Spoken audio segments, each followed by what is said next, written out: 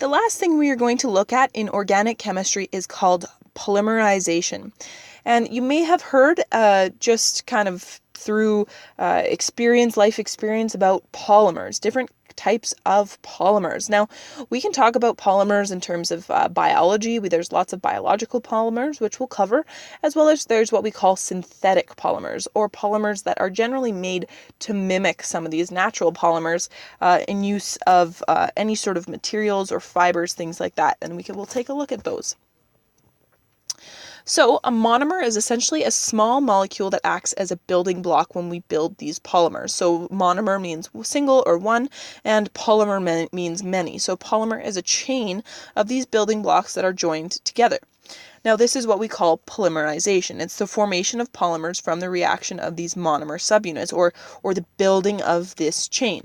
Okay, you can kind of think of it as a monomer is a little piece of Lego, and a polymer is the structure that you build out of that Lego. Okay, so the first type of polymerization reaction is addition polymerization. And essentially what we have is the addition of many monomers where it will be like ethene. Okay, so ethene is our double bonded carbon with our hydrogens around it, and we have multiple ethenes that are joined together. So this would be considered our monomer, okay, in purple here. And essentially we're joining them together to create a polymer. Notice ethene and polyethene or polyethylene. Okay, so what we see here is based on the rearranging of these electrons. Okay, essentially what happens is the electrons that are initially shared between our two carbon atoms are bumped out towards the side in order to bind to each other monomer. So we get the electrons that are initially shared in these bonds pushed out to the outsides in order to join all together. And what we see here is we have a section based on our carbons that we have in our monomers that join together to make polyethylene. Okay, now we have polyethene and polyethylene, and essentially they are the exact same thing. It's just an English language thing.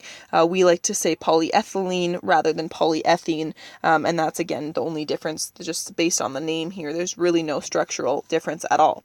So we have polyethylene formed from ethene monomers. Okay, and notice that we only have polyethylene as a product. We don't have any elimination of any extra atoms in that compound. Okay, so this is what we call addition polymerization. Okay, now the types of addition polymers that we get formed are things like polypropylene, Teflon, polystyrene, and polyvinyl chloride. Now these four monomers that we see here, and I'm going to explain them, we often see these in a diploma style exam, and you may need to be familiar with them. Now the reason that we have these drawn out like this, okay, is because in the brackets we're saying that they can have to the nth value however many we make in this polymer. It could be 3, it could be 18, it could be 100. Okay, however many monomers that we have joined together, we can just put as the n value to show that it's part of polypropylene or whatever it might be. Now essentially, even though we can jot this down such as this way with our nth value in brackets, polypropylene, notice it's propylene, propene. Okay, propene was our initial monomer, which means that we had a double bonded carbon in there, prop. Okay, so we had propene. Oop, that's too many bonds there.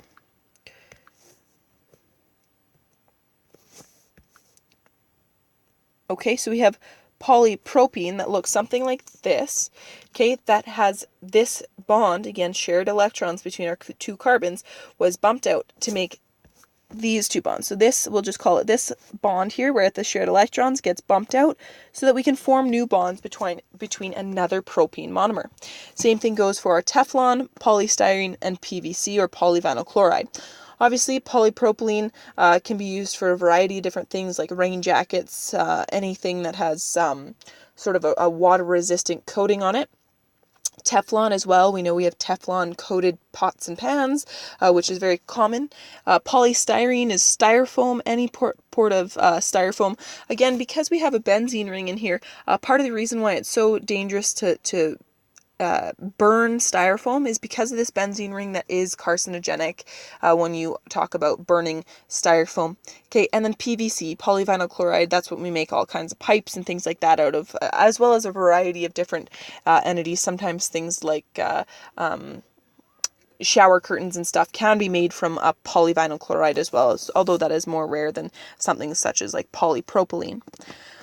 Okay, so these are all addition polymers. The addition polymerization, because they originally start with a double bond, okay, so all of these originally started with a double bond in between the carbons, which this double bond is then bumped out to form these bonds with other monomers.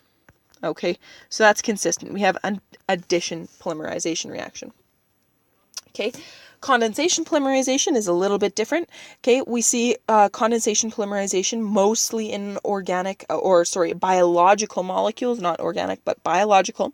Okay, and essentially it forms a water molecule. In general, it's water. However, it can displace any sort of smaller molecule from the monomers. So this is common in lipids, proteins, and carbohydrates.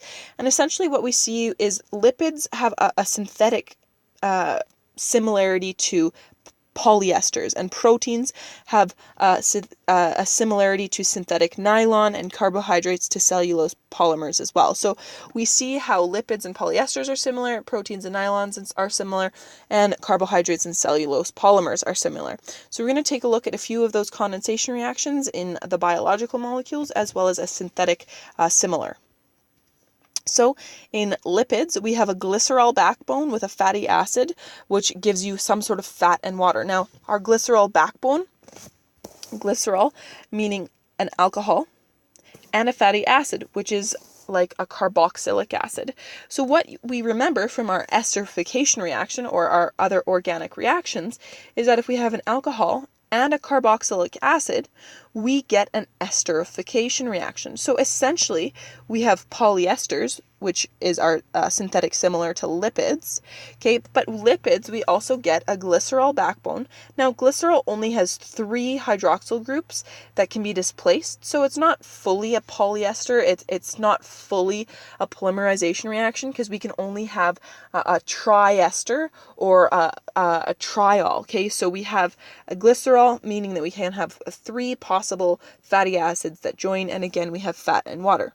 Now, something kind of cool, some of you may have heard of trans fats. So trans just means opposite. So what you might notice is that if we look at our trans orientation, essentially what that means is our fatty acid components kind of come off in these 2 directions.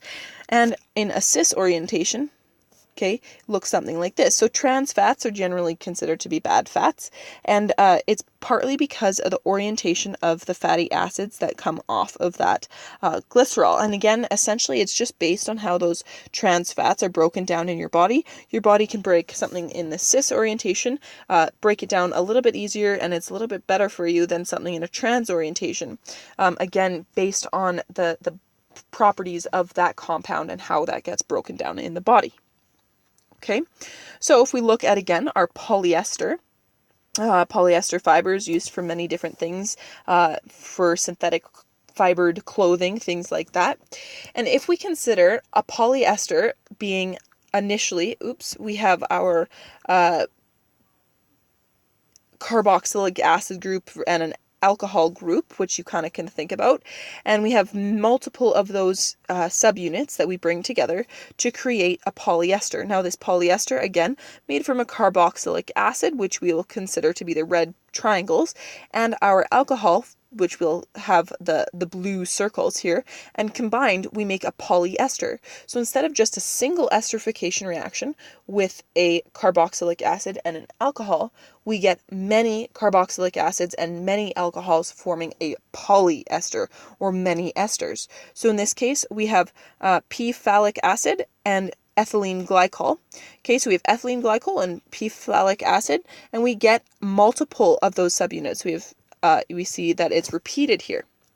And essentially, this is 2 esters formed, but essentially we form a polyester. Now, in this case, we form dacron, which is a common polyester that is formed. Okay, but notice we also get, every time, a water molecule formed. So every single time, I'm just going to highlight this in a different color maybe, okay, we see that we have a water molecule formed or condensed out of our reaction.